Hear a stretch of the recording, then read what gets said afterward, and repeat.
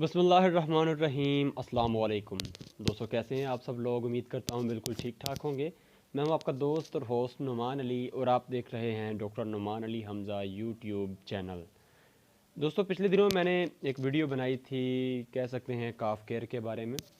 उस वीडियो में मतलब 4 वजूहात बताई गई थी और उनसे बचाव का एक सरसरी कह सकते हैं कि जायज़ा ही हमने लिया था। जो हमारा नौज़ायदा बच्चा होता है उसकी मतलब कम उम्री में मौत की जो वजूहात होती हैं उस पर वीडियो थी और उनसे बचाव का एक छोटा सा मतलब कह सकते हैं थोड़े थोड़े से तरीके बताए गए थे।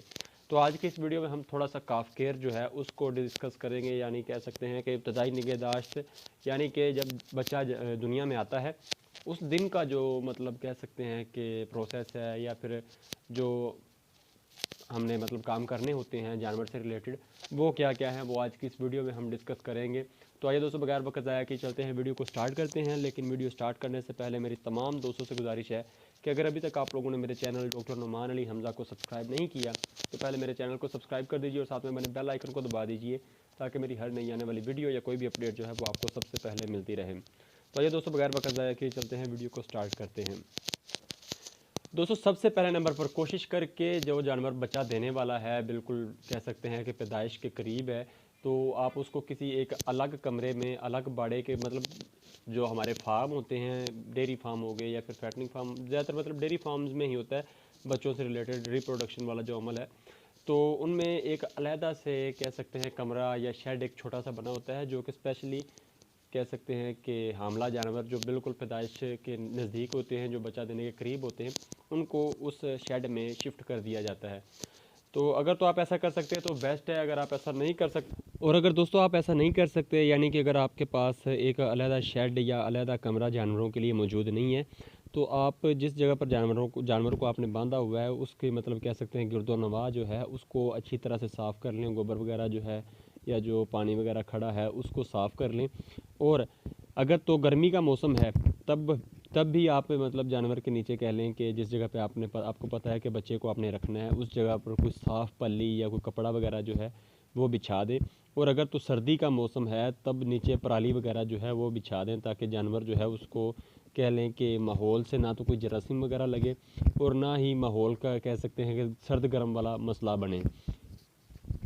सबसे पहले आपने ये काम कर लेना है। दूसरे नंबर पर जब आपने मतलब बच्चे को निकाल लेना है, ये अब मैं यहाँ पे आपको कोई डिस्ट्रोकिया हैंडल करने का नहीं बता रहा, सिंपली ये बता रहा हूँ कि जब अब बच्चा निकल गया है या आपने किसी तरीके से निकाल लिया है तो सबसे पहले ज़्यादातर जो जानवर होते हैं हमारे पाकिस्तान में, मैंने तो अब तक जितने देखे हैं सिर्फ एक केस देखा था जिसमें ये था कि माँ और बच्चे का कनेक्शन अभी तक मतलब कह सकते हैं कि जुड़ा हुआ था। बाकी सब केसेस में ऐसा होता है कि उनका जो मतलब कनेक्शन होता है, एम्बलाइकल कॉर्ड जो होता है वो अलग हो चुका होता है। तो अगर तो अलग है तो गुड है, अगर अलग नहीं है तो उसको एक कह सकते हैं काटना होता है।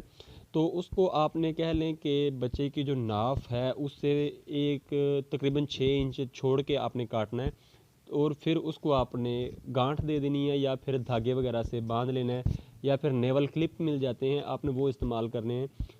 और उसको दोस्तों आपने अच्छी तरह से साफ़ भी कर देना है, मतलब उसको खुश्क भी कर देना है। अगर तो कह लें कि ऑलरेडी कट हुआ है तो ये आप बाद में ये वाला काम कर सकते हैं। आपने बच्चे को निकाल लेने के बाद या बच्चा निकल आने के बाद आपने एक दफ़ा उसको कह लें कि पिछली टांगों से पकड़कर उसको खड़ा कर देना है, मतलब उल्टा लटका देना है एक किस्म का आप इसको कह सकते हैं। जिस तरह से इंसानों के बच्चों के साथ किया जाता है उनको एक दफ़ा उल्टा कर दिया जाता है। और आपने थोड़ा सा हो सके तो उसके जो पेट है उसको एक दूसरा बंदा जो है वो मसाज करे, थोड़ा बहुत मले, ताकि उसके नाक और जो मतलब सांस की नाली वगैरह के इर्द गिर्द या गले वगैरह में जो कोई दूध कह सकते हैं मतलब रतूबतें वगैरह हैं वो खारिज हो जाएं, जानवर अपने मुंह से अपनी नाक से निकाल दे। उससे जानवर जो है वो काफ़ी ज़्यादा मतलब कह सकते हैं कि निज़ाम में भी बेहतर होता है और निज़ाम तनफ़ुस भी उसका काफ़ी बेहतर रहता है। ये आपने काम करने के बाद बच्चे के जो नाक कान वगैरह है उसको रतूबतों वगैरह से साफ़ करके बच्चे को उसकी माँ के आगे रख देना है। कोशिश करें कि माँ उसकी जो है वो उसको ज़्यादा से ज़्यादा चाटे, ये आपने काम कर देना है।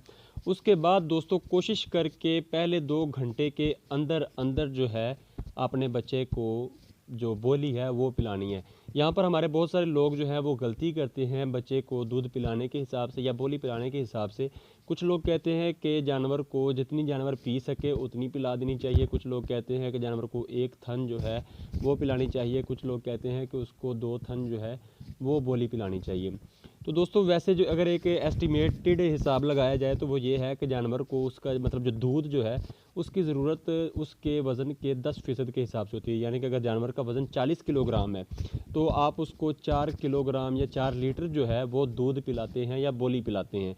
लेकिन प्रॉब्लम ये है कि पहला दूध जो होता है वो हमें नहीं पता कि दूध कितना है। तो आपने जो पहला मतलब कह लें कि जब जानवर को शुरू में दूध पिलाना है 2 घंटे के अंदर अंदर, तब आपने जानवर को अपने हिसाब से एक एस्टिमेटेड कम मिकदार में दूध पिलाना है और 2-2 घंटे के वक्फे से आपने जानवर को दूध पिलाते रहना है ताकि उसको भूख जो है वो महसूस ना हो।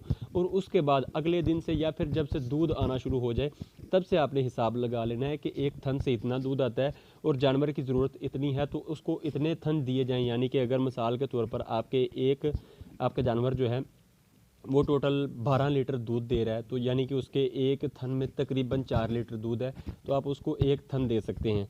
और अगर आपका जानवर जो है उसका दूध 8 किलो है तो उसकी ज़रूरत 2 थन है। और बाज़ औक़ात ऐसा होता है कि आपके जानवर की मतलब दूध जो है वो 4 लीटर है और जानवर को चाहिए भी 4 लीटर, जो बचा है उसको 4 लीटर ही पिलाना है।